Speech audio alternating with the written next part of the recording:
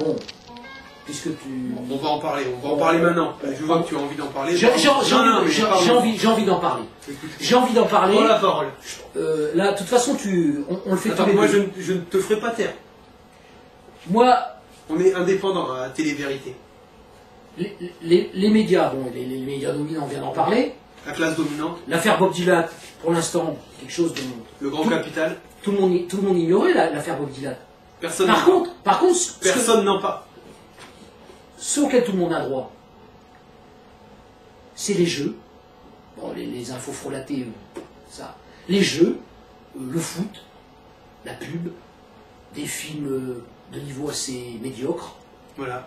Et à propos d'émissions, de jeux, moi je te dis franchement, Étienne, bon, jusqu'où peut aller la télé-réalité? Dis-moi-le, Sylvain.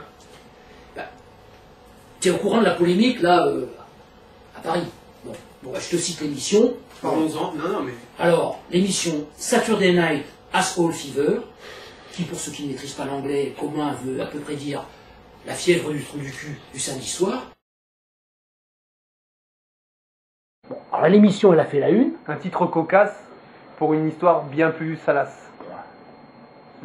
L'émission fait polémique et je me dis, jusqu'où peut aller la télé-réalité? Est-ce qu'on n'est pas allé trop loin? Moi, je te pose la question, Étienne. Devra-t-on attendre qu'un quelqu'un meure en direct pour dire stop? Je suis tout sauf un censeur. Moi, je suis quelqu'un qui est... Je suis comme mon ami artiste, dont on parlera tout à l'heure. Je suis un libertaire. Peut-être pas un franc libertin, mais au moins un libertaire. Mais je me dis là, est-ce qu'on n'est pas allé trop loin? Parce que franchement, la France entière découvre avec stupéfaction, en prime time. Ça, c'est un document top secret. Ah oui. Quelque chose que tu as pu te procurer écoute, à la sueur de ton front. Oui.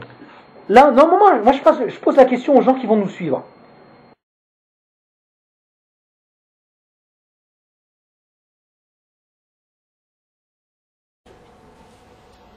La France entière découvre avec stupéfaction samedi dernier, en prime time, sur une chaîne de grande écoute, Saturday Night Asshole Fever, la fièvre du trou du cul du samedi soir.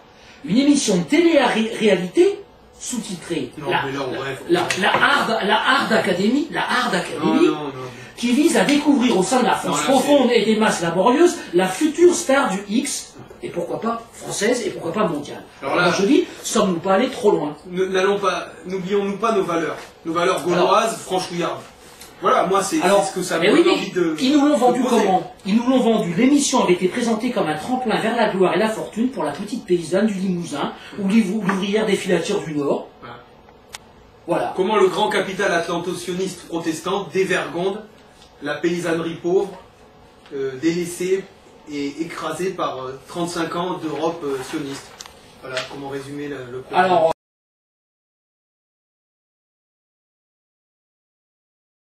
moi je pose la question, est-ce immoral? Vous prenez une douzaine de jeunes filles sans emploi, originaires de nos cités, campagnes, banlieues désaffectées, vous les installez dans une villa cossue et bien évidemment surchauffée de la région niçoise, vous faites venir quelques athlètes, vous agitez, vous laissez passer quelques heures, et sous le regard pervers d'un jury hétéroclite, cosmopolite, élitiste, vous choisissez la future star du X français.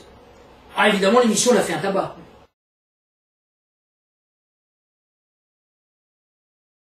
Et moi, donc, je pose la question, est-ce qu'on n'est pas allé trop loin dans la télé-réalité? Parce que faut... Mais c'est le propre d'un système qui se refoule lui-même comme représentation de la domination par, justement, la transcendance immanente d'une problématique christique post-apocalyptique que de produire justement ce genre d'émission. Ce concept. Oui, enfin, bon. On est typiquement là dans le refoulé post-chrétien d'une fausse gauche arrivée aux affaires et déjà partie, et qui a renoncé tout en acceptant un capitalisme de plus en plus immoral et que les velléités tiers-mondistes n'ont plus encore réfréné. Enfin, à mon avis, c'est ce genre de problème. Moi, j'ai pu lire une interview de Paul Rikovic. C'est Paul Rikovic qui a produit l'émission. Bon, j'ai lu donc il a essayé de se défendre. Alors, il s'est bien défendu. Bon, le gars, il est connu. Il a fait sa carrière dans le commerce des pièces mécaniques originaires des Balkans. Pièces mécaniques en tout genre. Encore un pompe-sang qui s'est enrichi sur le dos Les anciennes républiques. C'est un prince des nuits parisiennes.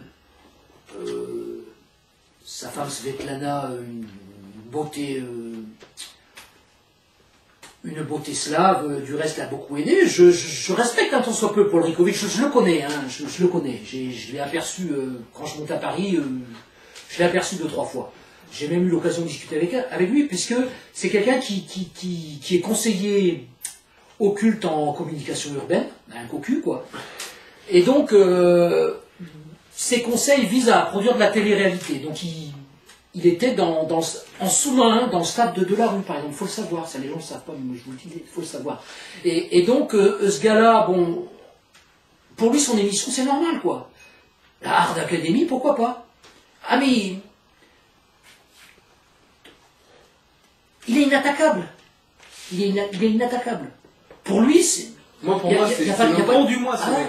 Non, c'est pas... On peut dire, si... Pour lui, c'est le cerveau du mois. Parce que lui, c'est pas de la prostitution, c'est pas de la partout, c'est pas de l'orgie, c'est un jeu de sexualité compatible, de sexuelo-compatibilité. C'est son nouveau terme, hein. C'est le nouveau terme à la mode, tu vois, dans...